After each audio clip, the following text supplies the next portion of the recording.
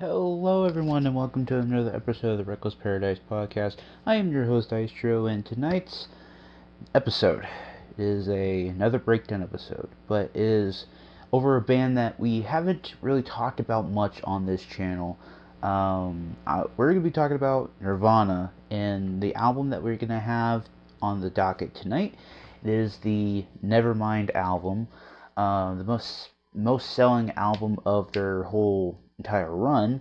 Um, but before we get into this, let me just tell you all the songs that we have on the docket for tonight and this album: "Smells Like Teen Spirit," "In Bloom," "Come As You Are," "Breed," "Lithium," "Polly," "Terminal," or no, "Territorial Pissings," "Drain You," "Lounge Act," "Stay Away," "On a Plane," "Something in the Way," and "Endless Nameless." 13 songs to go over. Let's just get right on into this. But if you do not know what a breakdown is, we take every song and we break it down like piece by piece, and if there's a meaning or whatnot, and we rank it from 1 to 10, 1 being the worst, 10 being the best, and then we take all those scores and we round it up and add it up and divide that number by the number of songs that we have, and we get our final score. So if that makes any sense, let's get right on into it. So the first song on the docket is a very, very, very well-known one. Is "Smells Like Teen Spirit." This song is I mean, the first five are gonna be automatic 10 out of 10s for me. So just to let you know there. But there is some meanings behind a lot of these songs. Shout out to song meanings for this. So one of the people on "Smells Like Teen Spirit," they say it's kind of like a joke. One of Kurt's ex-girlfriends spray painted, "Kurt smells like Teen Spirit." Well, Teen Spirit is a deodorant. He didn't know that back then, but then found out when their song was released and thought it was a good revolution slogan. Long story short, he used that title to make a joke about a revolution. That is all it is, basically a joke. This quote basically says it all. The entire song is made up of contradictory, like contradictory ideas. It's just basically making fun of the thought of having a revolution, but it's a nice thought. And then some people were saying like most of this album was written with this guy for the band's record label at the time because they were forcing them to release more radio-friendly content and all that stuff. And then there was like a lot of social issues at the time of the song that was written like because during the 90s was like the worst of like the AIDS pandemic epidemic, I should say. It's like some of the lines of like "I feel stupid and contagious" are a reference to AIDS, and also the words "a mosquito, a libido, my libido." That also makes some sense in context too. But yeah, this opening track is like it's a good opening track to any album. I gave it a 10 out of 10 automatically. So let's move on to "In Bloom." So the next song is called "In Bloom." It's gonna be automatically another 10 out of 10 for me. Some of these songs they do get overplayed for me, but it's like I still love them all the same. So the meaning that I found for this one was uh, it feels like a song that is about people who never get the full picture or idea and or concept. They do things in vain, never understanding the deeper meaning. They live life as empty shells, never be able to truly fulfill, to be truly, never able to be truly fulfilled on a spiritual and emotional level. Instead, they are satisfied by the superficial. A dog can throw his bone around and be quite contented by the simple action, and that is it. There is no more to it. A man can wave his gun around, and much like the dog, be contented without putting any real thought into it. The man of the song is the primal force or aspect of society, true nature in its true and crude form. That is very well said. I mean, like with opening lyrics, like sell the kids for food, weather changes moods, spring is here again, reproductive glands, um, and it's like I kind of think that one person kind of puts it into perspective.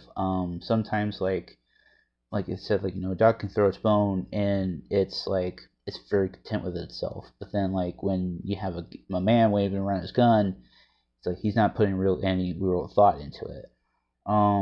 Again, it's gonna be a 10 out of 10 for me. Let's go on to "Come As You Are." So song number 3 on the docket is "Come As You Are." This one's a good song as well. It's like it's another 10 out of 10 for me. "Come As You Are" and all that stuff. It's very synonymous and very well known at this point. This person kind of sums it up completely here about not being judgmental about how someone changes after not seeing them for a very long time. And I think it was like a point to the song is to mock most friendships because overall it expresses Kirk's distrust in people. I think reality is harsh, and this harsh reality is singing to Kurt's feelings. In Kurt's mind, I think he's feeling the need for a true friend, but then he feels discouraged when his imaginary friends place unfriendly demands on him. So then Kurt longs for the memory of when he believed true friends were easy to find. This is another person saying this, by the way. The song describes a true friend, but then implies most people fake it because they're users. In the song, the person welcoming you as a friend appears to be open-minded and generous, but then contradicts it all. For example, your schedule should really fit his schedule, and you're just a trend to make him look trendy too. And you'll be kicked to the curb when you no longer serve this purpose. You can be dirty or clean, physically, emotionally, or morally, but whatever it is, it needs to be useful to your so-called friend. In other words, your value isn't determined by your true character and health. It's determined by what you can accomplish for your so-called friend. He also talks about you once being an enemy, but now has use for you for some reason. And just in case you suspect he might still harbor resentment and be shady, he swears he doesn't have a gun. Kirk himself had guns and said he wasn't afraid to use it. So he's implying somebody who claims to not have intention of hurting you can't be trusted because a real friend will just be simply your friend instead of just saying what they will be. In other words, earn your trust with your actions, don't buy it with promises. Yet, most people are just empty promises. And that's true. That is a very true fact there. It's another 10 out of 10, of course. And plus, like, Kirk's songwriting at this point, it's very true to the chest, I think. And plus, this early 90s. So, like, this is, like, when grunge was starting to become more than just a lifestyle, you know? But yeah, another banger hit right there. Let's go on to number 4, Breed. So we go on to track number 4 called Breed. By just the opening drum solo alone, it's Dave on drums, and this is like before he goes on to do Foo Fighters and all that stuff. Because him and Kirk were real friends, real good friends at that time, and in the early '90s. This is another 10 out of 10 10 out of 10 10 out of 10 banger for me. Jesus, I can't even speak today. But this one person kind of had a thought about this. I've always thought this one was real clear. It's a guy having doubts about settling down and starting a family with a girl. He's into her, but he doesn't feel that they have to breed or plant a house or build a tree. She's like, we could do it all three. He doesn't dig it. In the 4 months following their breakup, Kurt would write a half dozen of his memorable songs, all of them about Toby Vale, who is the bassist at the time. Kurt Cobain desired the maternal comfort of a traditional relationship which Vale regarded as sexist within a countercultural punk rock community. I bet this song is also about Toby Vale. And I think Toby Vale was I don't think it's the bassist. I don't know why I said that was the bassist. I think that was Kirk's girlfriend or ex-girlfriend or something at the time. But yeah, I probably got all of my facts mixed up here, but it's another 10 out of 10 for me, because I remember the first five songs. Those were 10 out of 10 for me. And then when I listened to later on in the album, I remember two more songs. So that way, I knew like majority of the album. So I knew 7 out of the 13 songs, which is pretty fucking good. But let's move on to Lithium. So track number 5 is Lithium. This is automatically another 10 out of 10 banger for me as well. But this song in particular is about his mental illness, bipolar disorder, makes him feel. Bipolar doesn't just make you feel depressed, but it also makes you have severe mood swings, and that's what he's describing. Lithium is the drug prescribed to people with the illness. And I'm guessing that's just like talk about all of his like ups and downs and all that stuff. Marissa's currently going through bipolar disorder, so it's like this song can kind of resonate with her a little bit. But it's like the '90s and the whole Nirvana group in general. It's like they always have. If you read Dave Grohl's book, the Storyteller, he goes through like all of his ups and downs with Nirvana and all that stuff, talking to like Kurt, and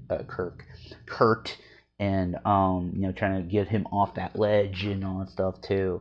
He was saying like he had bipolar disorder, and he was just having severe mood swings. Like he could be happy one moment, but then like sad the next moment, and could be angry and all that stuff. And it's a good book. I would highly recommend listening to that if or reading it. But it's another 10 out of 10 for me as well. So, with that being said, let's go on to track number 6, Polly. So, track number 6 is Polly. This one was kind of interesting. In the case of like I thought he was talking about like a bird or something. But on further inspection, this person, Complete Nirvana, shout out to you, on song meanings, they put the song is about a girl who, while coming home from a punk rock concert, in parentheses, this is a true story apparently, was kidnapped and raped. Little trigger warning there. Her torturer used rope, a blowtorch, etc. on the girl during her time with him until she gained his trust and escaped. And this person actually said, yes, that is right, and yes, it is true. He heard about the story and he felt moved to write a song about it. And that's kind of interesting to turn a actual story into a song, and just kind of be like, well, yeah, like because like anything could be a song nowadays. But this is like one of the lyrics here. Polly says her back hurts, and she is just as bored as me. She caught me off my guard. It still amazes me, the will of instinct. And it's true. Like there's always sometimes out there somebody can have like good instincts,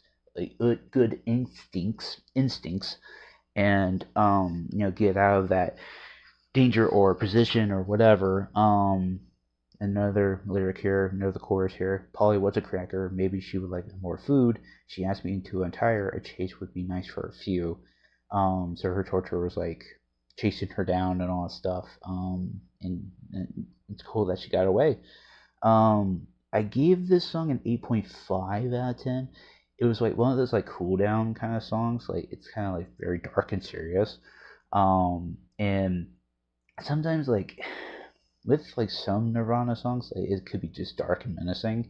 But I think it's pretty good like storytelling, I should say, in that case. But yeah, on to track number 7. So track number 7 is Territorial Pissings. I almost said passings again. Is Territorial Pissings. So this person had put it simple. I think this song is about society, how the real world is cold, harsh, and narrow-minded, when we should really be peaceful and love to one another, because that is what makes us happy. All society is doing is marking their territory. Here's like one of the lyrics and all stuff. If you live here, you have to share our views or get out, hence territorial pissing. He talks about when he was a alien, maybe referring to a childhood fantasy, as said earlier, symbolizing that he was new to the world. his first impressions of it as an alien to maybe our culture, maybe. And then kind of goes on to like cultures aren't opinions, emphasizing the small-mindedness of people in general and how it's inhibiting their logic, and then people are stealing their opinions of their religions and not thinking for themselves. Um, I mean, yeah, I mean, like sometimes society is like that. Sometimes, of course, like whatever. Uh, but it's like sometimes it's just like never met a wise man. If so, it's a woman ties his.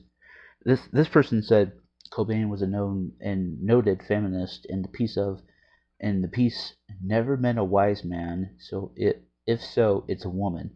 Ties to his belief of equality in that men are not the only wise ones who deserve to be heard. His material has many references to such matters. Um, I mean, yeah, it's another like classic kind of like woke message in the song form. Um, I gave this song a 9 out of 10.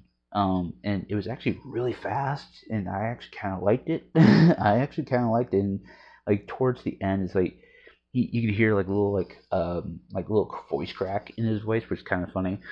Um, but yeah, let's move on to song number 8, "Drain You." So this song number 8 is called "Drain You." It is also about Toby Vale again. It was like he wrote about this chick, Toby Vale, but she didn't like him back. He felt whenever they were close, uh, that they could make it work, but she just rejected him again, hence draining him of his like energy and all that stuff.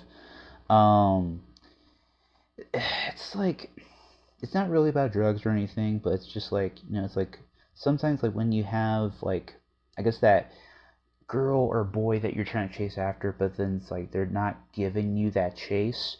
It's kind of like trying to like be like it's just like draining a lot out of you because like you want them to accept you for you, but then sometimes they're just like okay, like you're just there, um, but like I don't know how to really like put it into more words than that. Um, but I did give it an 8.5 out of 10. I actually really like this song too. Um, the Polly and Drain You and one of the other songs that we'll get to later, those are the only three that I gave an 8.5 out of 10. It's not because they're bad or anything, it's just because I maybe might have to listen to them more to get to more appreciative of them. Um, but like it's pretty good. It's pretty still solid. And plus like it's Kurt Cobain, songwriting and all that stuff. But let's move on to song number 9, Lounge Act. Lounge Act is like it's another really good solid song too. Like here's the opening like lyric here. Truth covered in secret Truth covered in security. I can't let you smother me. I like to, but it couldn't work. Trading off and taking turns. I don't really regret a thing. This one's another good one too. I actually liked this one as well. Um, but this person said, according to the book, but they don't know which book it is, the girl in the song is about Toby Vale, who was Kurt's girlfriend for most of the time when he wrote Nevermind. Kurt told tells Toby the song is about her, and he said he won't play it because Courtney was at the concert, um, which is kind of ironic. But this person said this song to them is back and forth thoughts of Kurt's mind about his girlfriend and this other guy who she was seeing. Sounds like a love triangle with a girlfriend of his. Maybe this chick was not all into him. Maybe she had Kurt on the side and he knew it. For some reason, this girl captivated Cobain, despite the fact that she was seeing this other guy. He knows it was bad for him, couldn't work trading off and taking turns. Although it's bad for him, looking back at the situation, he doesn't regret being with her. I don't regret a thing. Um, don't tell me what I want to hear stanza. She's lying about her whereabouts and etc. About the whole situation, and he knows it. Funny thing is more than likely he doesn't confront her about it. And then I'll go out of my way to prove that I still smell on her. Kurt could have known this guy, and then it says circle of friends. Kind of like breaking down a little bit. And kind of just like, by the way, Kurt was a Pisces, and they're known to be caught up in strange love situations, and it didn't really surprise them. So that's kind of like an interesting little tidbit there. Okay, Lounge Act. Okay, so Lounge Act, I gave this song a 9 out of 10. I actually really like this song too.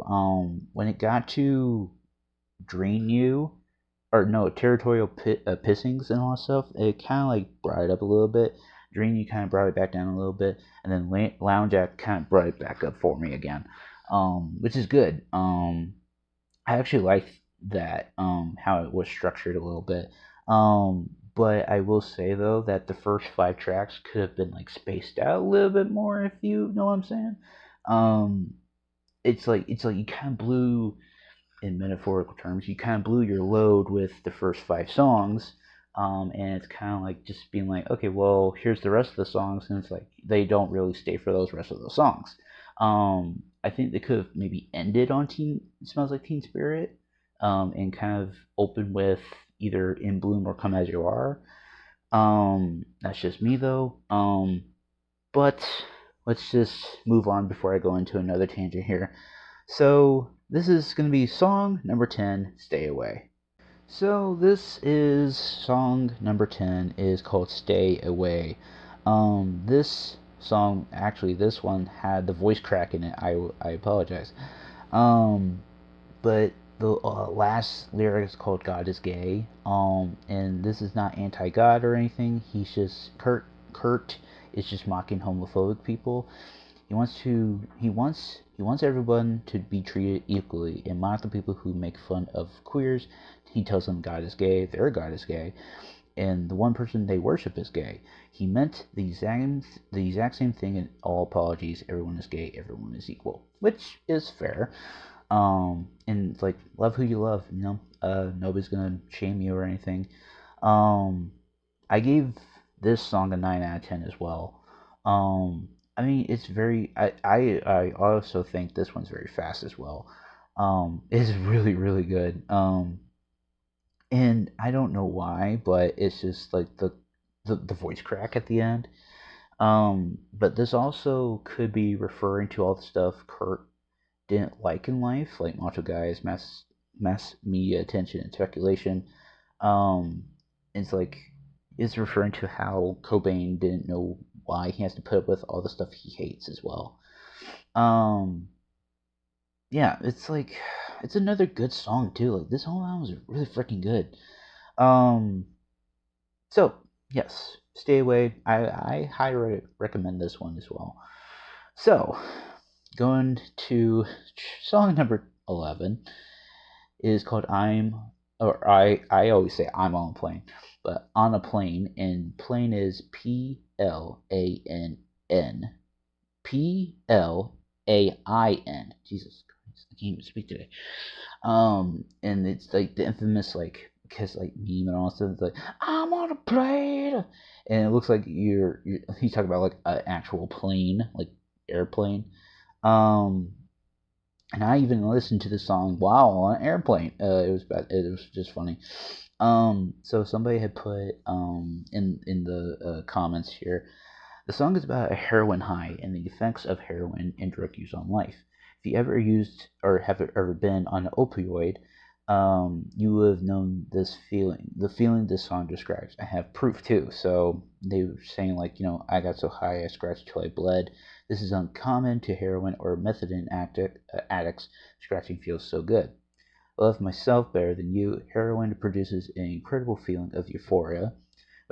My mother dies every night. This is just refers to his mom being upset about it. What the hell am I trying to say? Is now time to make it unclear, to write off lines that don't make sense. This person says, I believe that a few lines like this don't directly follow the song, but I do express feelings that he was not relating to his drug use. I also think he did it to show how displaced you can become on heroin. Your life becomes chaos, sort of like the song as it does progress. That's what they feel like the song means. And talking about like on a plane, can't complain and all that stuff. Um, Actually, that's like a very good, solid point and solid review about it. I gave this song a 10 out of 10. I love this song. I mean, plus it's like you can't hear this song and then be like I'm on a plane and you're thinking about being on an airplane. But yeah, another 10 out of 10 song for me. So that being said, also going on to song number 12, "Something in the Way." Now, just to clarify, I did not know this song going into this, but then I happened to hear it on the radio a few days ago, and I was like, "Oh, okay." Well, I kind of figured it was like maybe like a well-known artist, but it was like this kind of like kind of grunge era or something. Well, then when I happened to listen to it again, I didn't know it was Nirvana. So that's actually kind of cool that I like knew this song going into it. It's very slow, but I actually don't mind it like that. Um, but this person was saying like something in the way like he was actually talking about like when Kurt was like living under a bridge, and all that stuff. But then like it's actually about like some people were saying like it's actually about when his parents kicked him out and he was living under the bridge and all that stuff. But it's like there's so many different like possibilities and all that shit. Um, but it's like basically like him living under a bridge and trying to like fend for himself because he was kicked out of a house and all that stuff, which kind of sucks. Don't really want to put that on anybody. Um, but it's just I don't know. It's like he. It's just like you feel so bad for him. In this song and like when he was talking about like in different books and all that stuff. But this person kind of puts the nail on the coffin here, I should say. This song was written by Kurt as almost as a stab at his parents and family, telling them that this is where they have sent him underneath a bridge. Also, it was a metaphor for isolation and loneliness that all of us feel as adolescents. And then they said it is not a true story. Kurt could not sleep underneath the bridge as that is he was referring to, as the Wishkah River's tides rise and would wash him away. Also, as a side note, Cobain recorded the Nevermind version of this lying on his back in Bush Vig's recording studio, playing his old beat up Stella, I believe. They couldn't get the song right, so Kurt walked up to Butch and as said, "This is how it should sound," and lay down on his back and started playing and singing. But was like, whoa, wait, and turned everything off in the whole place. Mike's puts Mike around Kurt and let him go at it, and it worked out beautifully. No matter how sad some think the song is, I always get a chuckle out of imagining Kurt lying on his back and singing it, which is kind of funny to hear about that. This is another 10 out of 10 for me as well. I actually kind of liked that I knew this song coming in, which is kind of funny. So onto the final song. It is called "Endless Nameless." Like halfway through, I think like maybe almost 3 minutes in, it's like you hit vocals and all that stuff, but then it's like the last like 3.5 minutes, it's like nothing but like instruments and instrumental and all that stuff. It's kind of funny. Um, so this person had said it kind of, I guess not nail on the coffin here, I should say. "Endless Nameless" was made when Kurt got pissed over one of the recordings for Nevermind was going. He couldn't get one of the songs, they forgot which one, right, and he just started doing this, and the band followed. Oddly, it was one of their favorites on the album, which is kind of funny. I mean, I kind of agree with it, but it's just like one of those songs where it's like if it doesn't have like any like I guess not juice, but if it doesn't have any meat on the bones with it, it kind of just makes it not memorable for me. But I gave this song an 8.5 out of 10. I don't really like to do that, but it's just like one of those songs where it's like, I guess I could skip it if I needed to. And plus, I don't really like to skip songs. It's not really my style. But yeah, I already got the score and everything. So I tallied all of it up beforehand, and I got a 94.2, which that's pretty solid for a Nirvana album. Some of the songs you could take or leave it with like three in particular. But the whole rest of the album, besides those three songs, were very, very solid. With the first five of the album here. Um, but yeah, that was Nirvana's Nevermind breakdown. Hopefully you guys enjoyed it. Please make sure to follow us on all social medias in the link tree in the description below, which will take you to our Reddit page, Instagram page, Twitter page, my gaming YouTube page. But if you have made it to the very end, we do really, really, really appreciate it. And the song of the night for this episode, I'm gonna just do "Smells Like Teen Spirit" because this is kind of like one of those like give me's at this point. And yeah, that's it. And I will see you next Thursday for another episode of Reckless Paradise Podcast. Be safe, everyone. Peace.